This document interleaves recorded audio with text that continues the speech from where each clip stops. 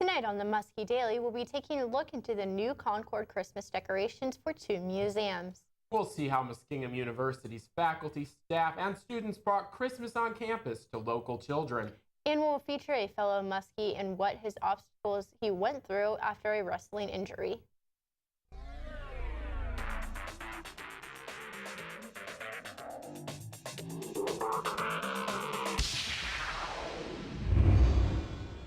Welcome to the December 9th edition of the Muskie Daily. I'm Ashley Glazer. And I'm John Webb.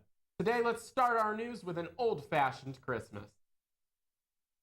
New Concord is getting ready for the holidays with lots of decorations. The John and Annie Glenn Museum is decorated in 2 different themes, giving the inside of the house an old-fashioned Christmas feeling, with vintage trains circling the Christmas tree in the living room. The outside of the home is centered around a Rudolph the Red-Nosed Reindeer theme. The John and Annie Glenn Historic Sites staff has been decorating the area for 14 years. But according to Debbie Allender, what makes the site so special is that the indoor decorations hardly ever change. The Student Athletic Advisory Committee has been working on strengthening the bond between student activities and athletics.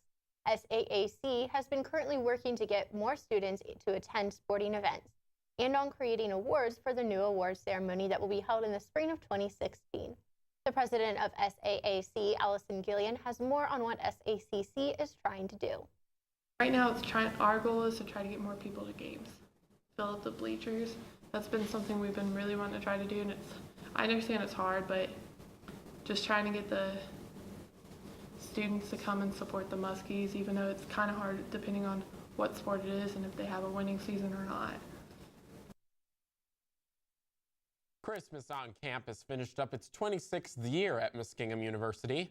The campus community gets together for local families and children in need of a little help during the holiday season. Students and faculty that participate are given a family in need that remains anonymous. They can donate gifts for the children as well as money and warm items to help out in the winter months. Penny Seelock explains why Christmas on campus is so important. I don't think we give ourselves enough credit, and we being Muskingum, period. We are so generous, we're such a loving family, and when we all come together and do projects like this, it just warms your heart. It just makes you feel good about what you're doing and going into the season. Christmas on campus was able to help 16 families in the community this year. The Muskingum University yearbook, known as Muskingum, is having its budget examined by the Student Senate and the Board of Trustees. There has recently been some discussion among the Student Senate on whether or not the yearbook will still be worth its funding. President of Student Senate Taylor Little explains why the decision was made.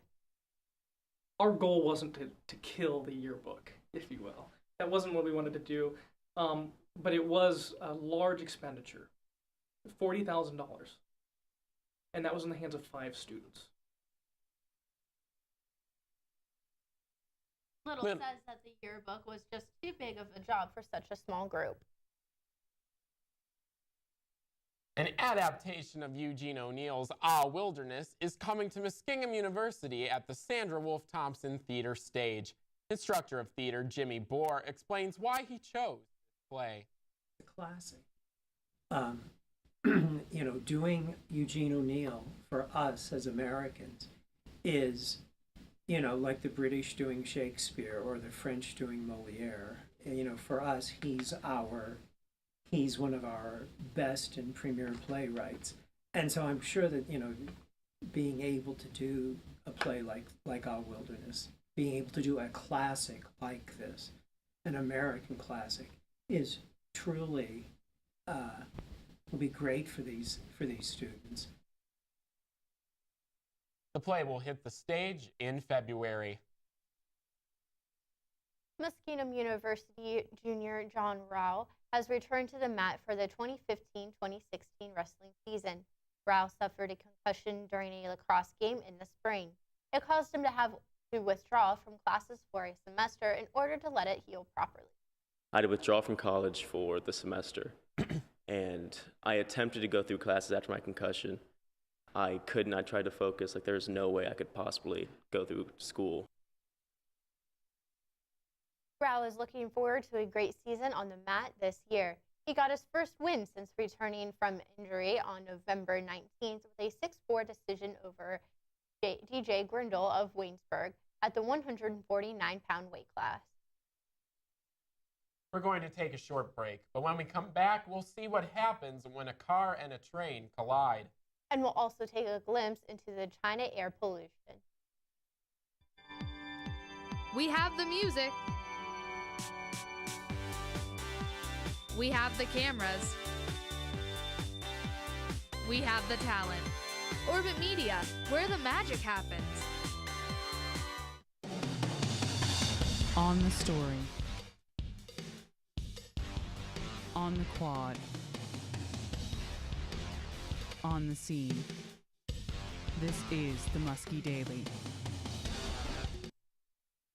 There was a frightening collision between a train and a car in Orlando, Florida, and it was all caught on camera.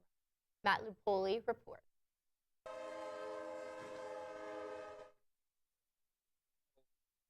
Creamed by a freight train was precluded by another noise. Witness Aaron Fector has heard before outside his downtown Orlando warehouse. I heard a crash right there on the railroad tracks, and it's a very familiar sound. I've heard it many times.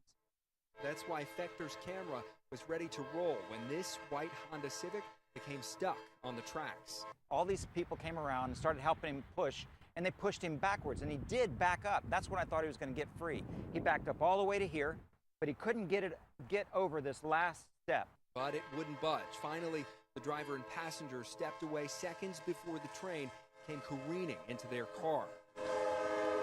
Fector, a local inventor, tells WESH 2 Sunday's crash was far from the first he's witnessed here. I've been here 39 years. I've heard it 8 or 9 times. Most of the other times, we are able to call 911 soon enough so that they can stop the train. Fector tells us the mistake he's seen drivers make here always happens overnight, during weekends, and that it could be easily avoided. They're driving too fast. They think they're turning on this street here, but instead they turn right here, and they drive onto the tracks.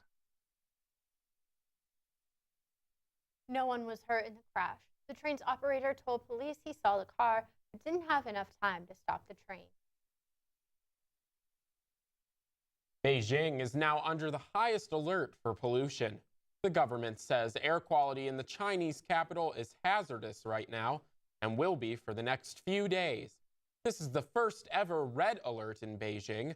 Meanwhile, Matt Rivers introduces us to an artist who transformed some of Beijing's notorious air pollution into art.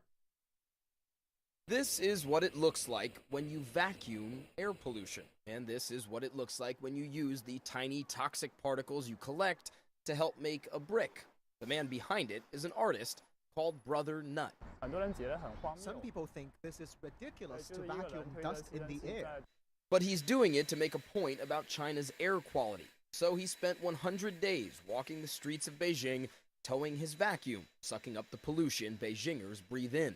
We saw him on a day with blue skies, but most of his work comes from days that look like this. He collected over 100 grams of pollution, much of it made up of small particles, some 30 times smaller than a strand of human hair. They can go right inside our lungs, right into the bloodstream. Dr. Tristan Evely is a medical director for International SOS and says the long-term effects of breathing in air this polluted are deadly.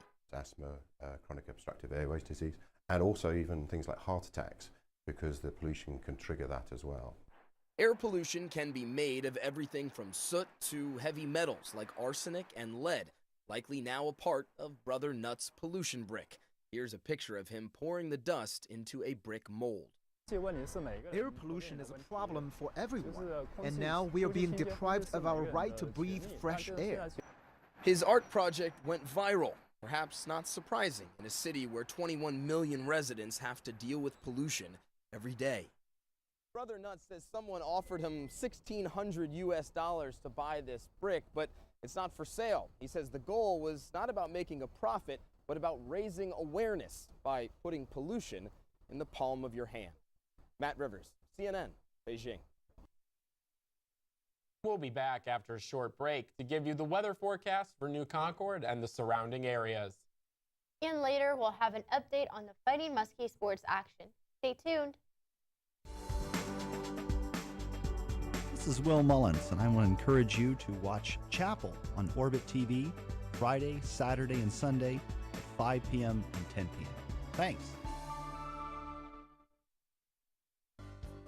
Find out what decisions are being made at Student Senate that could affect your campus organization by tuning into Orbit TV on Tuesdays at 11 in the evening, and again on Wednesday through Sunday at 10 in the morning and 6 and 11 in the evening.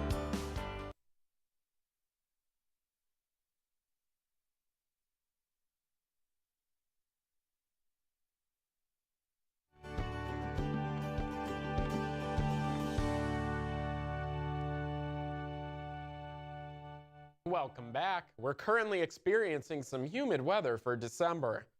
Tonight, we'll see some isolated showers before 9 o'clock. It will be mostly cloudy with a low of 43 degrees. The chance of precipitation is at a low of 20%. Thursday is going to warm up a bit more and be mostly cloudy with a temperature high of 57. Thursday night, it will again be mostly cloudy and the temperature will be a low of 46 degrees. Now let's take a look at your local weather forecast for Friday, Saturday, and Sunday.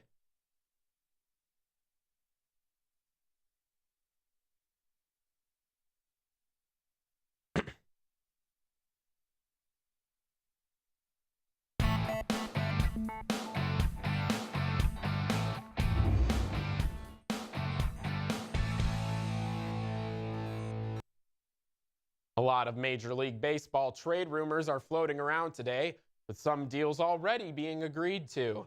The big move today is the Pittsburgh Pirates agreeing to send second baseman Neil Walker to the New York Mets in exchange for starting pitcher John Neese.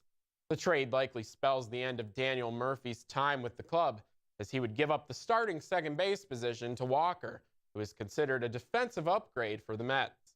Neese was one of the key pieces that led the Mets to the World Series last season, as he had the 7th highest ground ball rate in the majors.